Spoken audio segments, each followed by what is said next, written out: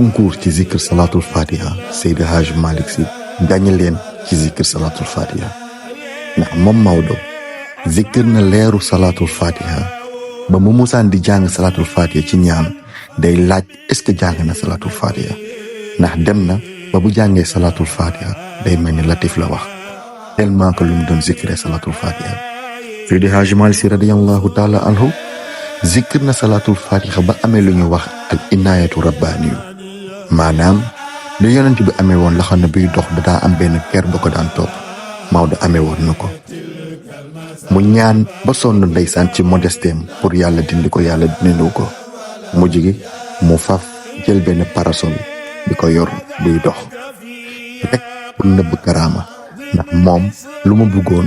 mooy jël karaama nëbb ko ndax dana wax naan karaama